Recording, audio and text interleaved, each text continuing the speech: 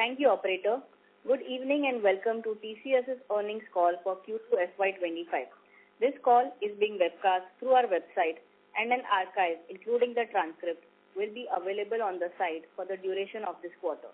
The financial statements, quarterly fact sheet, and press releases are also available on our website. Our leadership team is present on this call to discuss our results. We have with us today Mr. K. Krithivasan, Chief Executive Officer and Managing Director. Hi, good day everyone. Mr. Samir Saxena, Chief Financial Officer. Hello everyone. And Mr. Milind Lakkad, Chief HR Officer. Hi everyone. Our management team will give a brief overview of the company's performance, followed by a Q&A session. As you are aware, we don't provide specific revenue or earnings guidance, and anything said on this call which reflects our outlook for the future or which could be construed as a forward-looking statement must be reviewed in conjunction with the risks that the company faces. We have outlined this risk in the second slide of the quarterly fact sheet available on our website and emailed out to those who have subscribed to our mailing list. With that, I would like to turn the call over to Krithi. Hey, thank you, Nehal, and good day everyone. As most of you will know, today is a very sad day for all of us. Thank you to many of you who have sent us warm words of condolence.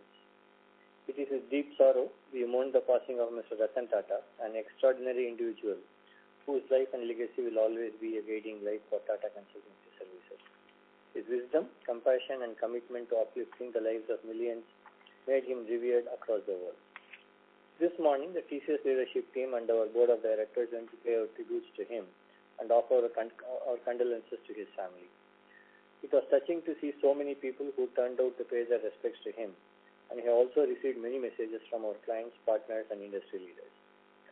Mr. Tata was one of a kind. His remarkable leadership, marked by a unique blend of humility and confidence, guided TCS through transformative global expansions with a deep sense of service to the communities we operate in and the values we cherish. He had a rare gift for making those around him feel valued and heard, earning the admiration and respect of all who had the privilege of knowing him. His approach to leadership, paired with his genuine care for people, has left an indelible mark on every one of us. Thank you for keeping him and his family in your thoughts today. All my colleagues at TCS and I will remain forever inspired by him as we carry forward his vision. On that note, let me offer you some thoughts related to where our business stands this quarter and what we are looking to do so in the future. Our performance in this quarter demonstrates the resilience of our diversified portfolio amidst an uncertain geopolitical situation. Our biggest vertical, BFSI, showed signs of recovery. Growth markets also continued with their strong performance. Revenue grew 5.5% year-on-year in constant currency. Our operating margin for Q2 was 24.1% and net margin was 18.5%. I'll now invite Samir and Milind to go over different aspects of our performance during the quarter. I'll step in later to provide more color on the demand trends we are seeing in our business. Over to you, Samir. Thank you, Krithi. Let me go over the financial details. In the second quarter of FY25, our revenue was rupees 64,259 crores, which is a year-on-year growth of 7.6%. In dollar terms, the revenue translates to $7.67 billion, a YOY growth of 6.4%. In constant currency terms, our revenue grew 5.5%.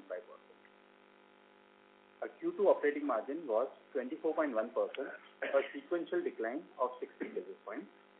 Our long-term investments to ensure sustainable growth continue in talent acquisition and development, strengthening ecosystem partnerships and alliances, opening new delivery offices, nearshore centers, and place stores. Net margin in Q2 was 18.5%. Our EPS grew 6.2% year-over-year. Our accounts receivable was at 72 DSO in dollar terms. Net cash from operations at $1.4 billion, which is a cash conversion of 100%, a percentage of net income. Free cash flows were at $1.3 billion, and invested funds at the end of the period stood at $6.4 billion. The board has recommended an interim dividend of rupees 10 per share, and our capital allocation policy remains consistent on returning surplus free cash flow back to our shareholders. Let me walk you through our segmental performance. Please note that all growth numbers are on year-on-year constant currency terms and unless otherwise mentioned. BFSI, Consumer Business Group, and Life Sciences Healthcare Vertical all grew 0.1%. Manufacturing grew 5.3%. Technology and Services declined 1.9%. Communication and Media declined 10.3%. Energy, Resources and Utilities grew 7%. And regional markets grew 50.4%. Moving on to geography, all growth markets grew above the company average. India led with 95.2% growth. Middle East and Africa grew at 7.9%. Asia Pacific grew 7.5%, and Latin America grew 6.8%. Among major markets, United Kingdom grew 4.6%, and Europe grew 1.8%. North America declined 2.1%. I am now going to talk about our industry-leading portfolio of products and platforms. Ignio, our cognitive automation software suite, saw 34 new deal wins and 4 go-lives. Gen AI conversations are fueling an increase in conversation around traditional AI and automation. Ignio is steadily creating real-life Gen AI use cases and making them an integral part of the platform to help customers realize quantifiable value. TCS Banks, our flagship product for financial services, had 3 wins and 3 go-lives during the quarter. The TCS Banks global banking platform now caters to the entire spectrum of banking technology, from commercial to urban cooperative to rural, private, and small finance banks in India. With an installed base of close to 200 banking institutions in India, we continue to help our customers to transform and achieve their goals of digitization and become active players in the thriving ecosystem of Indian market. TCS Bank's insurance platform continues to grow with 1 win and 3 go-lives during the quarter. Quartz blockchain platform has 2 wins this quarter. TCS Ion, our platform for digital assessment, exam administration and learning, had 17 new wins and 80 plus platform capabilities which went live. Our assessment platform administered more than 12 million candidates. TCS OmniStore, our AI-powered universal commerce suite, had 2 go-lives during the quarter. Clients have continued to prioritize enhancing their omni-channel capabilities and optimizing their checkout processes. The focus is on modernizing to create a seamless experience across online and in-store channels. Many retailers are investing in data insights and AI tools to gain deeper insights into customer behavior and optimize their personalization and marketing strategies. Investment into cloud-based checkout solutions have surged, signaling a long-term commitment to staying agile and adaptable. TCS TwinX, our digital twin solution, has 2 wins and 2 go-lives. In Life Sciences, our TCS ADD platform has 4 new wins and 3 go-lives this quarter. A US-based leading pharma company extended their collaboration with TCS ADD for usage and cloudification of metadata repository platform for automation of biostatistical submissions to health authorities. TCS ADD platform is able to automate more than 90% of the submission. TCS HOBS, a suite of products for communication service providers, had 2 new wins and 4 go-lives during the quarter. Mastercraft and Gile won 35 new deals in Q2. Let me now go over our clients' metrics.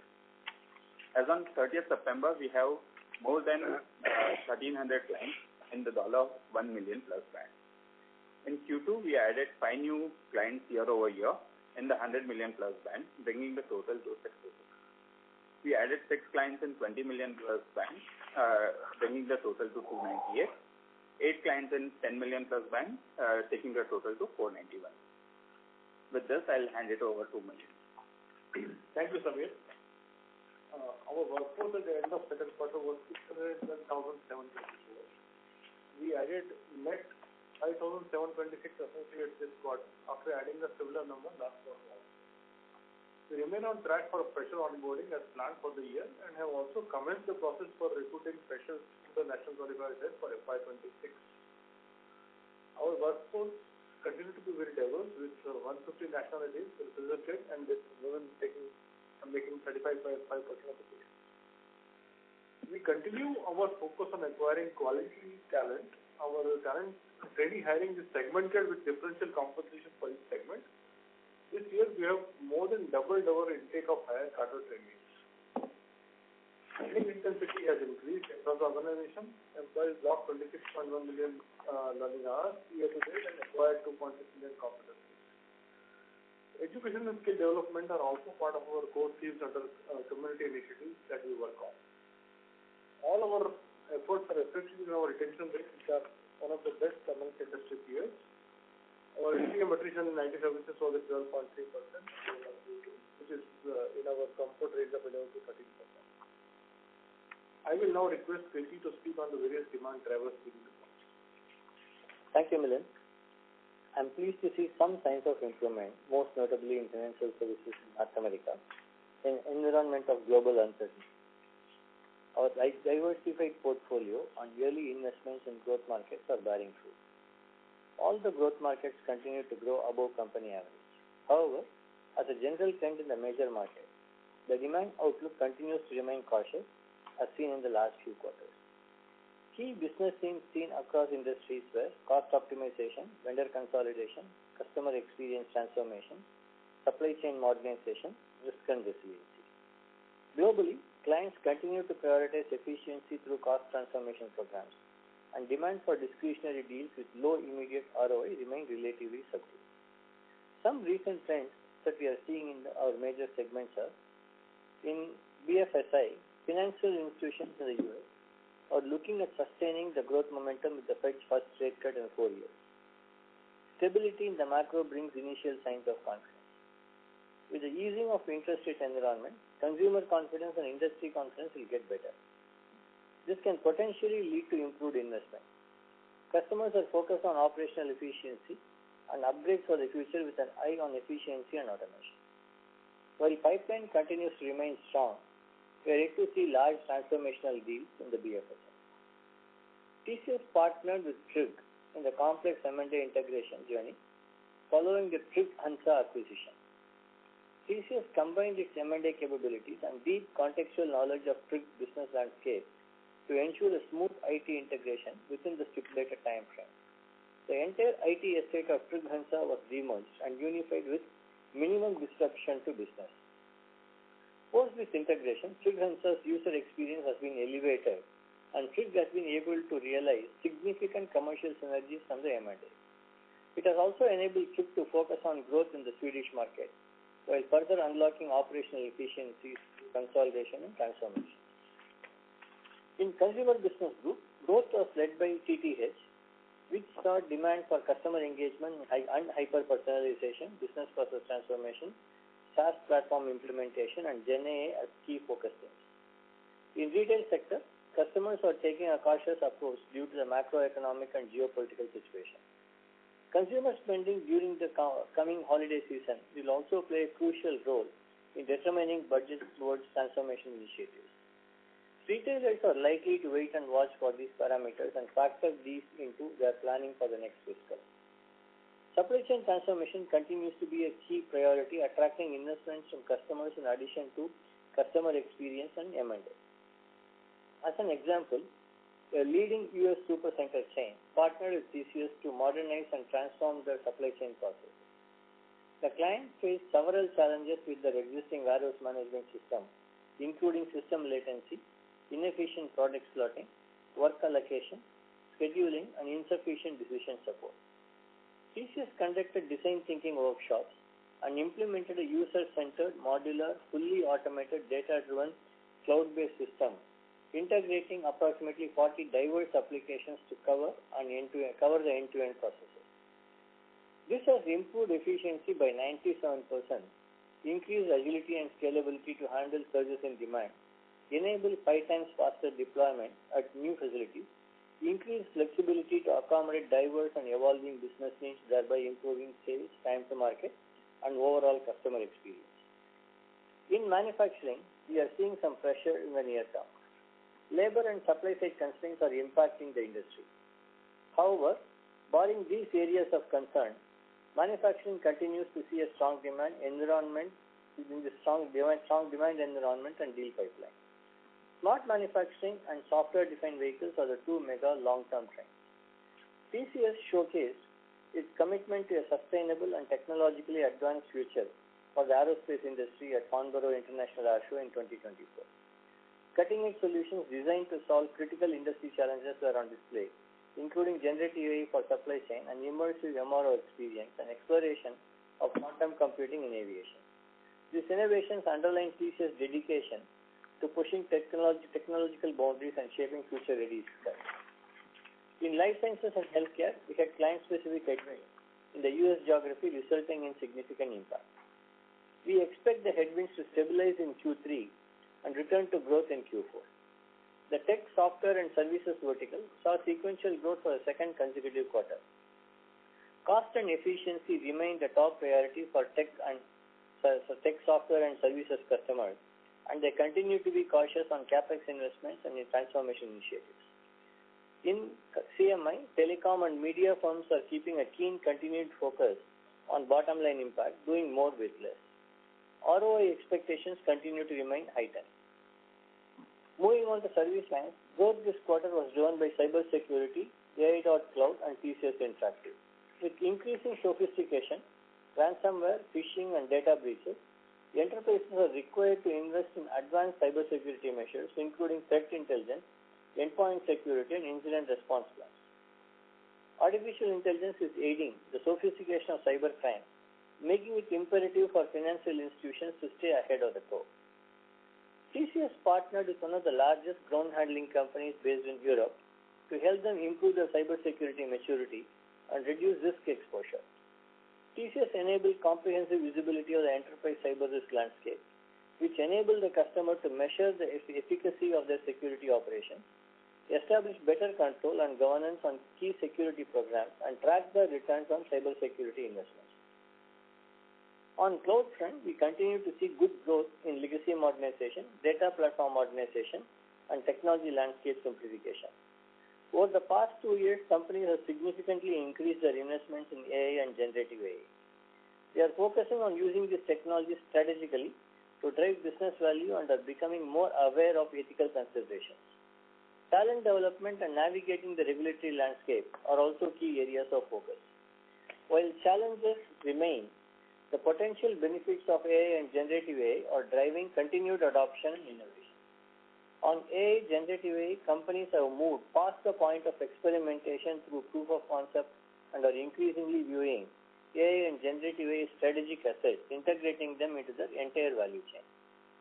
We are now helping our most mature customers set up interdisciplinary AI offices, where business and technology come together to rapidly turn ideas to AI POCs and scale them to production in an agile manner.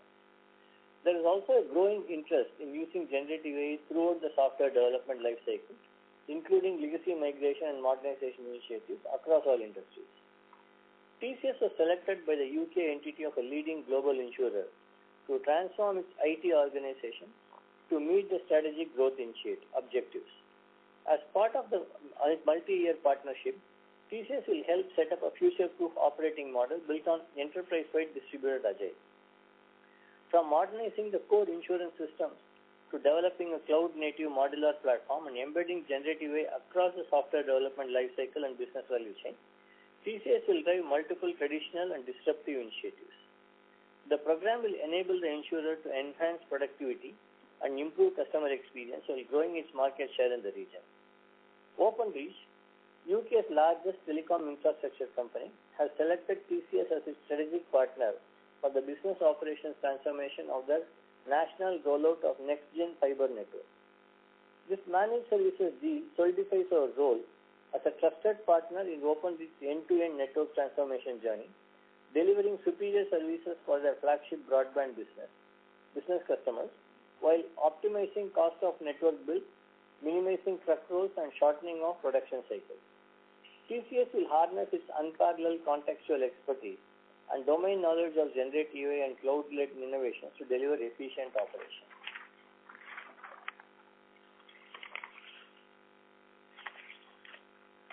a leading global FMCG company has engaged TCS to transform their global quality management. With contextual knowledge of the client's quality management, TCS implemented a generative AI solution that extracts value from millions of consumer feedback in over 230 languages for accurate translation and context preservation, sentiment tagging, root cause identification, feedback classification, and prioritization. This has increased operational efficiency by over 50% and is delivering actionable insights, enabling improved product quality management, brand perception, and customer engagement. A global hospitality company partnered with TCS to improve its contract management processes. TCS utilized generative AI models trained with diverse regional data to analyze contracts, identify differences in contract terms, and streamline data extraction. This will improve audit efficiency and deliver approximately 17,000 person days, saving in manual effort, allowing experts to focus on higher value activities. We are seeing the rise of AI-infused service lines rather than standalone AI demand. The reimagination of contact centers with AI, for example, is showing a very strong trend. Similarly, AI reimagined business process services and AI-powered cloud modernization are also seeing strong traction. So, it is safe to say that AI is now an integral part of everything we do and will continue to significantly benefit almost all services in the coming quarters. Coming to our long-term growth strategy, we are investing significantly to create a large footprint in emerging growth markets. Top bets include India, APAC, Latin America, and Middle East and Africa. We believe these markets are likely to turn into a sustainable driver of long-term growth. A scalable presence in these markets is likely to provide the muscle for growth in TCS overall business over the next couple of decades. We are establishing robust partnership with our ISV and other ecosystem partners to drive unparalleled efficiency in our operations across applications, infrastructure, engineering, and business operations for our customers. Our client relationships are more about building resilience together. As we face unprecedented global challenges, a strategic approach to collaboration will prove crucial for long-term success and improving market share. TCV in Q2 was at $8.6 billion. The BFSI TCV was at $4.6 billion, while TCV for our consumer business group was at $1.2 billion. The TCV of deals signed in North America stood at $4.4 billion. The gradual easing of inflation in the major markets, improving macroeconomic trends, and expectations of a good holiday season spent among consumers give us hope and optimism around the prospect of improved discretionary spend and capital investments by our customers, which should bode well for our business. Thank you. We can now open the line for questions. Thank you very much. We will now begin the question and answer session. Anyone who wishes to ask a question may press star and 1 on their touchtone telephone. If you wish to remove yourself from the question queue, you may press star and 2. Participants are requested to use handsets while asking a question. Ladies and gentlemen, we will wait for a moment while the question queue assembles.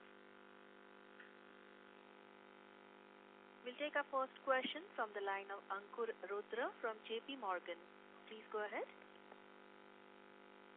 Thank you very much for taking my question. Just maybe a few questions, maybe starting with demand. It seems like this was a challenging quarter for the international business, slightly soft on our headline numbers and also signings. Could you maybe elaborate in terms of the nature of demand and environment? Has it begun to perhaps deteriorate overall after a couple of promising quarters? And should one assume that the recovery perhaps get pushed out a bit from here? Thanks, Ankur. As we explained, demand continues to be around areas of cost optimization. And discretionary spend demand stays where it was, and in fact what we saw is in some other cases the deal duration has slightly increased, but otherwise we don't see a demand drop in a big way. And we also explained BFSI North America has done well this quarter. Tech and services has done well for a second consecutive quarter. I also mentioned we had challenges in couple of accounts in life sciences and healthcare, more client specific, where we were quite big. And large accounts in UK as well. So, barring those instances which are more client specific, I would say the environment has been quite similar to the previous quarter. Okay, thank you, Preeti. And maybe just on financial services, if you could dig in a bit deeper and add some more color in terms of, which is the segments of the broader financial services portfolio where you're seeing strength. And I think you also mentioned manufacturing. We're a bit concerned if you can elaborate on that one as well. Thank you. What is the question on Ankur on manufacturing? I think there was some comment that manufacturing has begun to see some signs of weakness. I was just curious if you could add to that. Okay. So, first on BFSI, in North America, we see all-round growth. Actually, both North America and Europe, we see good, UK, we see good growth in banking. And capital markets has been weak. Insurance has grown, and regulations and risk and compliance has also grown in banking. And in Europe, it's more or less very similar trend.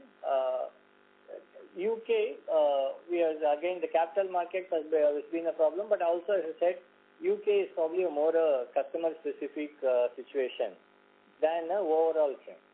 So this is broadly, but otherwise, good thing is banking is coming up, insurance is coming up, so which we hope will sustain in the coming quarters. In in manufacturing, what we mentioned is there is a overall supply chain issue. Like because of that, the impact it's impacting the demand situation. But we believe it will be a short term because we talked about labor situation and supply chain. We believe it will be short term, and once these issues are resolved, because many of our customers have a long order book and they're quite strong in their health is strong and the order book is strong for our customers. So we expect our demand to pick up in the coming quarters, Ankur. Thank you so much. Just if I can squeeze in a last question on margins. Clearly, there's been a lot of moving parts this time. Maybe the first part of the question would be if you could highlight, there appears to be a bit of a margin trade-off we are going through, at least on the CMT side, perhaps because of one deal. Are there expected to be any sort of synergies? Is the worst of that deal margin impact behind us? Number one. Number two, overall, if I look at segmental margins, both on manufacturing and CMT, both are opposite directions of, significantly out of long-term trends. How long will that last when we will see this coming back to long-term trends? Thank you. Sure. Hi, Ankur, this is Samir here. So let me give you the margin bridge, and that will cover most of your first part of the question. So margins at 24.1% are a sequential decline of 60 basis points, and the headwinds were in form of the higher third-party expenses on account of a large transformational project, which you also mentioned about, and that project is running at its peak, and that impact is about 60 basis points. We had incremental investments in talent and infra. That combined impact was about 70 basis points, and this was offset by mainly currency and a little bit of one-offs not recurring from Q1. Your second part of the question in terms of segmental margins, the CMT one, as you called out, the large projects do reflect out here. There's nothing very specific. The trends on the overall margin versus on the segmental one, except for I think on the CMT, are on similar side. One or two segments had a slight positive. Appreciate it. Thank you. Thank you. We'll take our next question from the line of Apurva Prasad from HDFC Securities. Please go ahead. Yeah, thanks for taking my question. So first off, deepest condolences from my side too.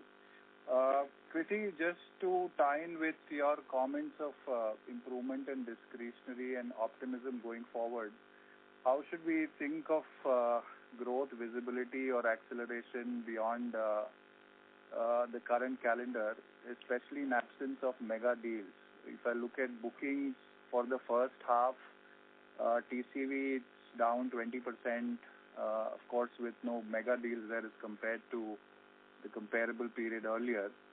So any comments on how's the pipeline around some of those mega deals and or the ACV and duration of what you've been booking? Apurva, on the TCV front, I should say that it's better than Q1. And like we explained last quarter and previous quarters also, TCV always have some lumpiness, what we expect to close in the last quarter sometimes gets pushed to the subsequent quarter. So, and we always been maintaining that 7 to 9 is 7 billion, 9 billion TCV is a comfort range. And particularly in the absence of a mega deal, if you were comparing with the last year Q2 itself, we had mega deals amounting to almost $2 billion. So, in the absence of those mega deals, I think it's a comfortable number. From a pipeline perspective, actually our pipeline is nearly at a all-time high, and both what we call a qualified pipeline and the overall pipeline. So, the pipeline is also across all geographies and industries. So, pipeline is looking strong. TCV is within our comfort range, and it has shown sign of improvement. And as I said, it's not easily comparable with last year because we had 2 mega deals also come in last year. Got that.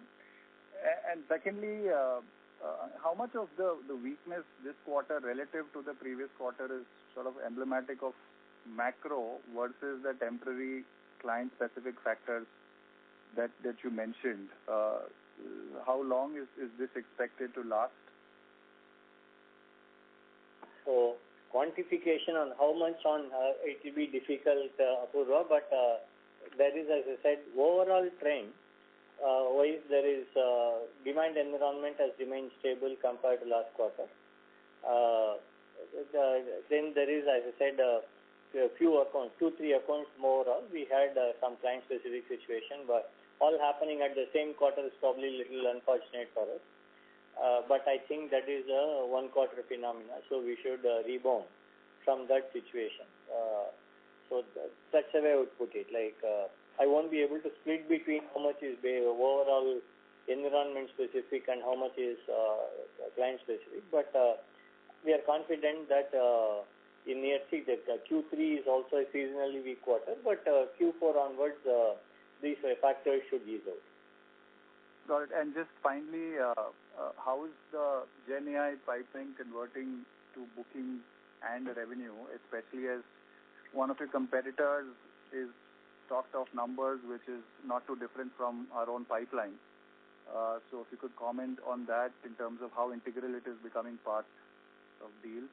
And just finally on margins, Samir, how much of the long-term growth strategy in growth markets, how should we think about margins from that point of view? We have not been disclosing the Gen AI TCV, but it has been improving very well, almost like doubling every quarter. And the pipeline also remains very strong. And as of this quarter, the engagements in AI Gen AI, we are including the POCs, POVs, and the production engagements. We are doing more than 600 engagements, which increased to just almost 275 last quarter. So it's a very significant increase in the number of engagements. And we also saw engagements that went into production also jump. It's a sign of maturity. Last quarter we said 8 engagements went into production. And this quarter we have almost 86 engagements going into production. So we are finding all-round improvement and becoming mainstream. And also the quality of engagements also, we've always been talking about engagements in terms of assist, augment, and transform. And we are seeing more and more engagements in the higher order of generative AI, namely augment and transform. So we are quite comfortable and pleased. We unveiled our Wisdom Next platform, and that's also getting a lot of traction with the customers. Samir here. From a long-term perspective, we stay committed to our 26 to 28, and that will factor in any big bet, whether it is growth market or anything else, which we will be taking into account. On an overall portfolio basis, we would like to deliver the guiding beacon which you talk about. Thank you. Thank you. We'll take our next question from the line of Sandeep Shah from Equirus Securities. Please go ahead. Yeah, thanks for the opportunity and deepest condolence for TCS and Tata Group. Maybe just some bookkeeping question. Wanted to understand and reconcile, as you are saying, the BFSI has been showing signs of revival in the US and North America. But this quarter, the North America as a region has not shown a growth, while Europe has shown a growth. So can you reconcile? Is it fair to say challenges in non-BFSI segment is bigger in North America? So, what you said, like if I split BFSI across geographies, North America has done well, and I did mention that there is a softness in UK, Europe because of client situation for us. But the overall overall BFSI still continue to grow. And the other geography, I did talk about life sciences and healthcare having a North America having a softness because of one-off client issues. So that is probably that dragged the overall North America revenue growth. Similarly, like the BFSI growth in Europe has held, while some few other verticals have been soft in Europe, the growth of BFSI has helped in overall Europe growth in BFSI. Europe growth as well. Okay.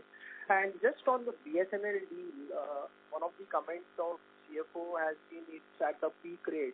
So is it fair to assume BSNL deal revenue in the second half would be materially lower versus first half? And this could be a growth headwind in the second half on a console level? So, Sandeep is running at its peak, and we would expect maybe a quarter more where it would remain at similar levels. And as you rightly know, the transformational program then will start tapering down. Okay. So this would also be a margin tailwind in the fourth quarter. Maybe third quarter could be again a difficult quarter in terms of showing an upward trend on the margin.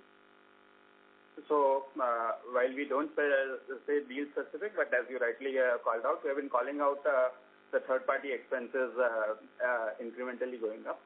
So once it starts tapering, Q3, Q4 or Q1, that should reflect on both revenue and margin. Okay. And the last question, with the tax ruling change on the buyback, how are we looking at capital allocation? Are we still looking in terms of inclined towards buyback, or we are more inclined towards dividends? So overall, our capital allocation in terms of returning back substantial free cash flows back to our shareholders remains the same. The board considers in terms of the mechanism of it, whether it should be buyback or special dividend, taking into account preferences of varied group of stakeholders or shareholders which we have. And they will take a decision basis that when it is taken up for consideration. Okay. Thank you and all the best. Thank you. We'll take our next question from the line of Vibhor Singhal from Nuvama Equities. Please go ahead. Yeah, hi. Good evening. Thanks for taking my question. Kirti, just to dwell a bit more on North America, if I look at strictly in terms of dollar revenue terms, we fell by almost $60 million in our North America revenue. Almost half of it, assuming, came from the healthcare segment, which was down almost $28 million. So, which are the other verticals in which we saw some kind of weakness in US specifically? And was that also of a similar nature like healthcare or client-specific issue, which you expect to maybe recover in a couple of quarters? Or do you think there is a more structural issue to some of the shortfall in the revenue, maybe like the telecom sector? It's from a client-specific perspective, we called out like it's essentially what we saw in healthcare. It's a life sciences client-specific issue. You saw growth coming up in BFSI. We had growth come up in energy resources, utilities also.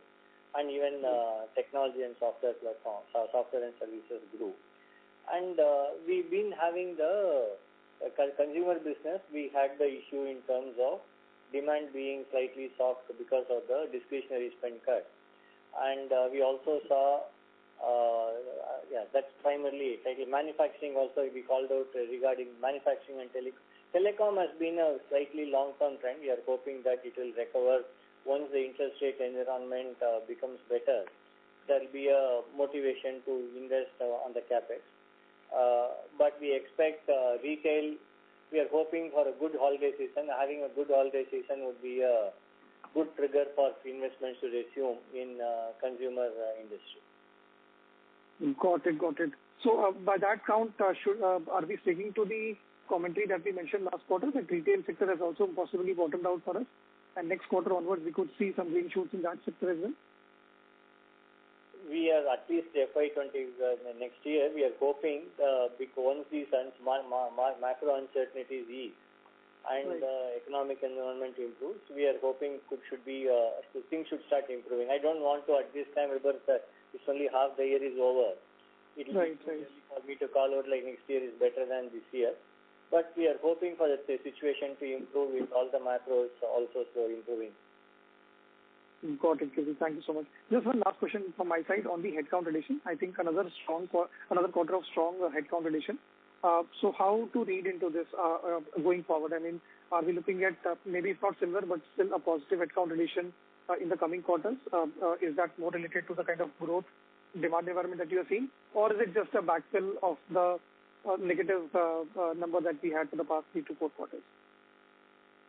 I think we will, from a trainee addition standpoint, which is our strategic addition, I think that we will continue to do in the coming quarters, including Q3.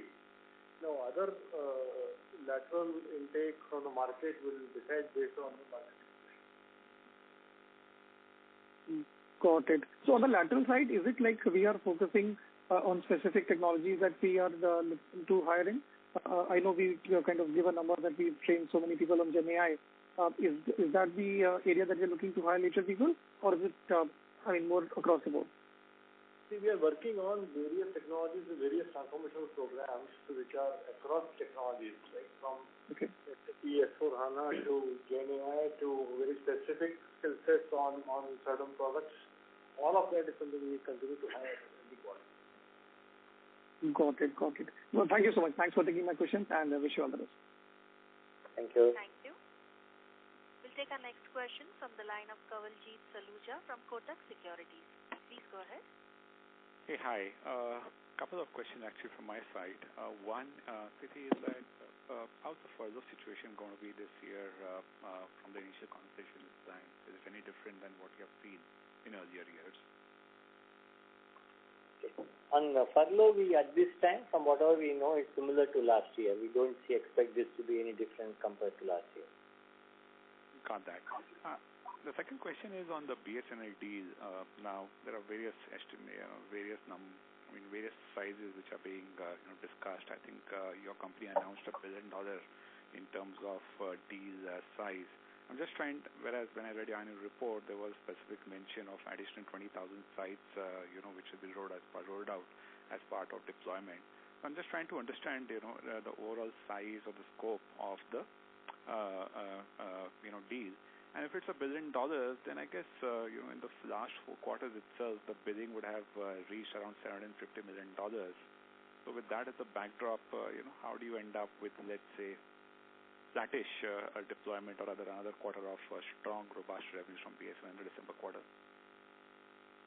Kawal, overall, 100,000 sites need to be deployed. We are around the halfway mark on that, and that is the incremental information we can share on it. There is still scope to go, and like we have been sharing in the past, the entire thing is from the manufacturing till the installation and beyond in terms of acceptance. So there are various milestones also which are intermediately built into it. Okay, that's useful. I will not be able to comment on how much of it is there, but back calculations probably can be done. But we'll not, on a client-specific one, we'll abstain from the specific numbers, revenue numbers on it. Got it. Now, Samir, on this specifically, when you look at the revenue dynamics, right, in these large transformation contracts, the revenue profitability dynamics may not be synchronized. At least from the financials, when I look at the CMT vertical, the absolute EBIT has been flat, whereas the revenues have grown, leading to an impression that, it's been no margin kind of a business. Does this dynamic change, as the transformation, program hits specific milestones here?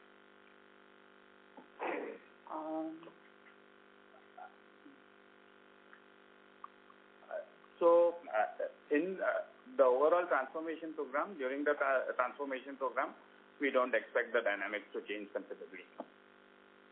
Fair enough. The last question that I had is for Kriti again. Kriti, you mentioned client-specific challenge. Actually, can you just elaborate what this client-specific challenge would be, and did it have any margin impact? No, in this particular case, we had a scope reduction. Okay, the client decided, and we had a very significant presence, and the client had a scope reduction, more abrupt, so leading into our revenue decline. So that's what I meant on client-specific. When I say challenge, it's a challenge because it's resulting in a scope reduction. But does that scope change, let's say, as you move early into the next year, or is it just... See, the client, this would, I would say, is probably like where the client decided to reduce the quantum of transformation work they were doing. And because of that, the program was stopped. So will they pick up the program again? We will know only once the situation turns positive. Okay, that's clear. Final question, I don't know if it was asked earlier, but I did hear about a specific instance of focus on growth market. Now, all of us know that growth market may not be the most profitable one. So how do you intend to balance the aspiration of expanding into India or maybe some other, actually India or some of the other regions in Asia Pacific, and the profitability aspirations you have? Our experience is that, yes, they're not, the profit margin may not be as high as the major markets. At the same time, we've been able to manage overall at the portfolio level.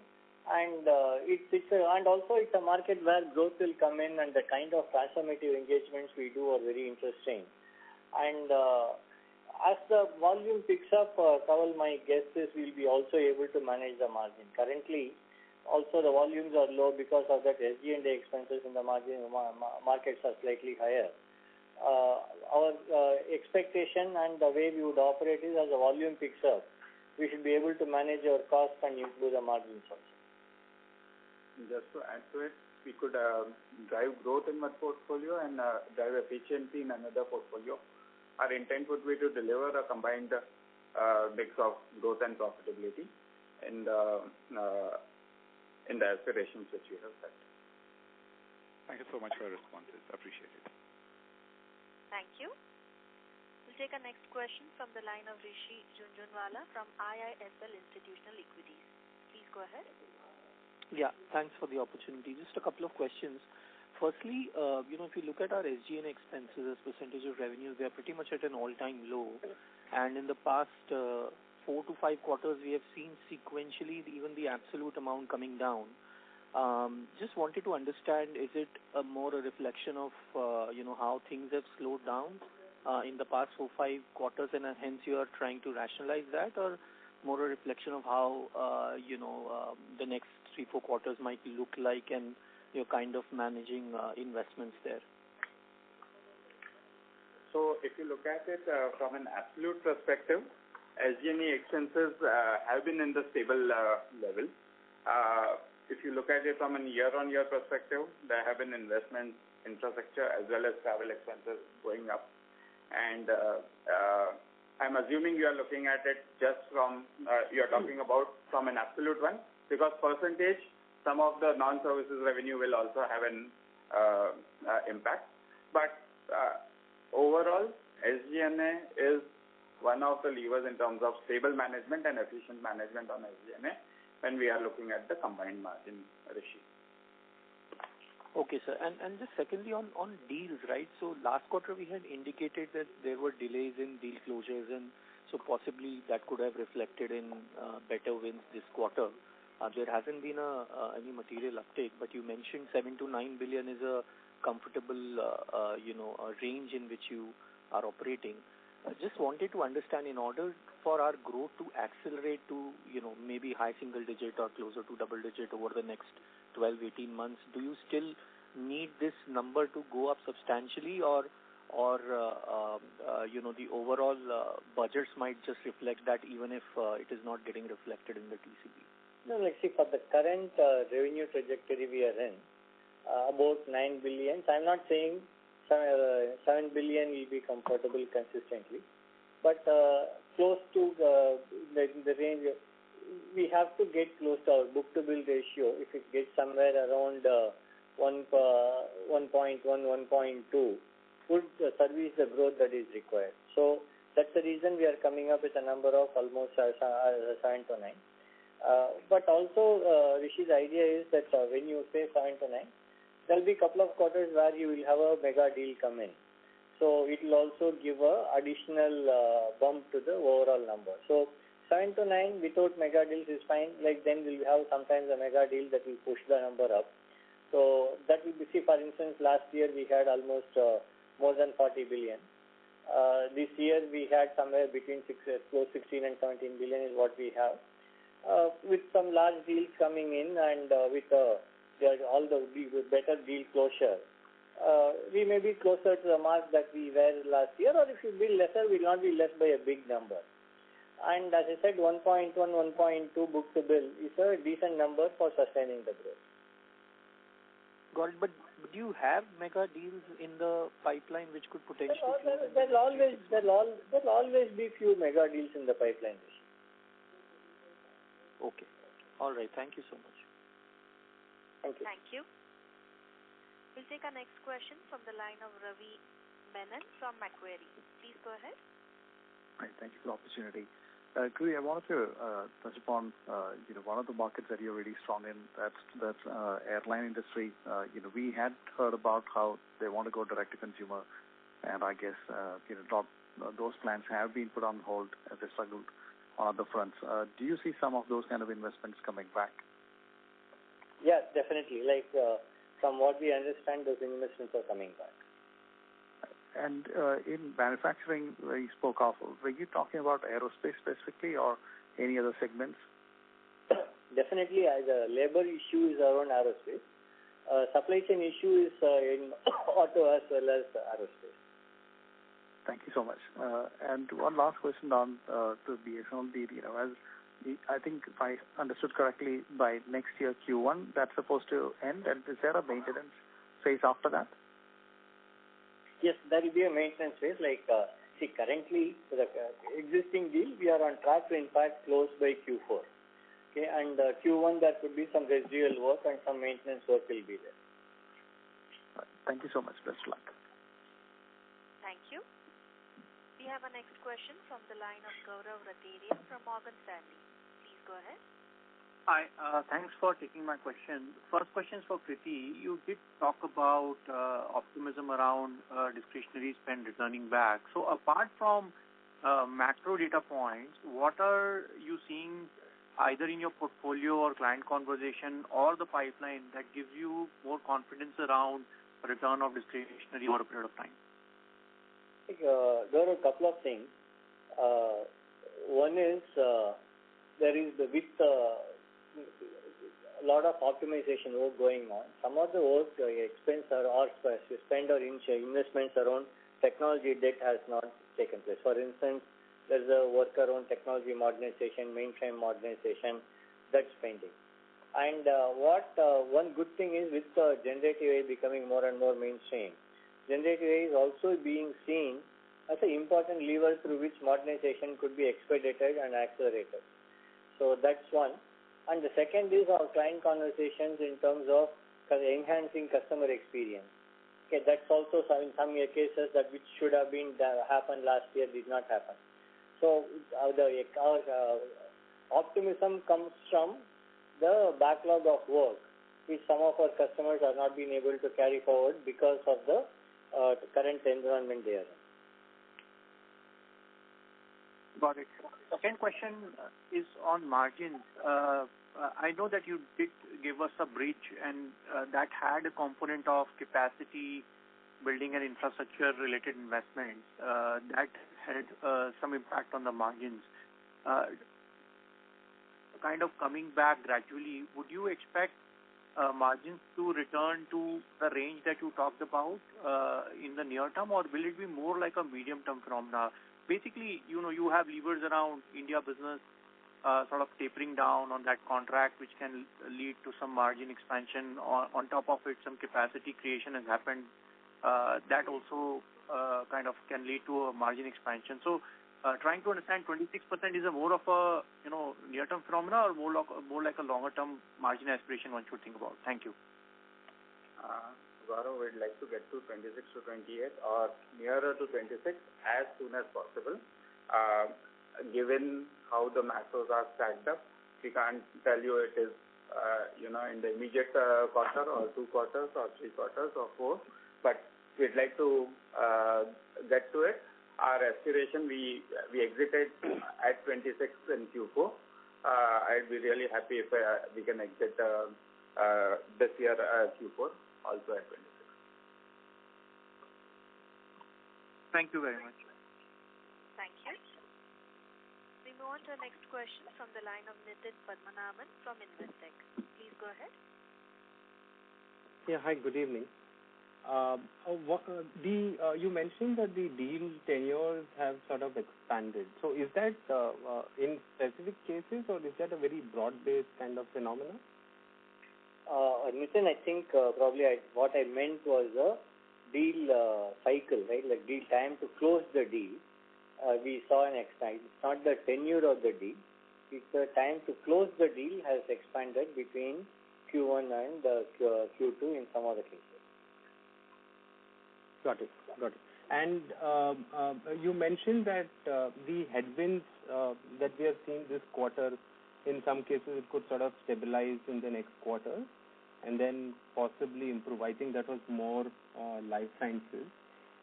But broadly, do you get the sense that in all the areas where you have seen headwinds in the current quarter, that's more or less peaked out and things can incrementally improve for those specific areas? Like we've never given a short-term commentary or near-term commentary, Nitin. But we believe like once the uncertainties are out of here, they've been cleared. Once we enter a more stable situation, we believe the growth should also return. We believe the short-term freeze or cut down on the discretionary spend comes out of the market uncertainty. Once that eases, the investment should return. But I don't want to say that it will immediately happen in Q3. But we believe in the medium term it should happen. Got it. And lastly, you mentioned that 86 sort of projects on GenAI have gone live compared to 8, have gone into production compared to 8 in the last quarter. That's right. What are the average sizes of these projects? Are they very large or no? Still quite small? At this time, Nitin, many of them tend to be small, but we do also get some large projects. For instance, for one of our clients, we establish a AI office. It's a program that sets the overall architecture, sets the guide rail, and ensures the risk and regulatory framework, legal framework, and then looks at all potential POCs, and then evaluates the POCs, and then creates a backlog and works with each group to deliver one after the other. Some such projects will be more long tenure, and the value could be higher. So if you are doing one single POC or one single program, the value may not be very high. But where they are long-standing, long-term projects, the value also could be high. Got it. Are you seeing any large AI projects where enterprises are sort of looking to build some sort of a broad, infrastructure or framework where the entire org could sort of use, irrespective of departments, just the broad individual building blocks, which is enterprise-wide? That's what I mentioned, these AI officers.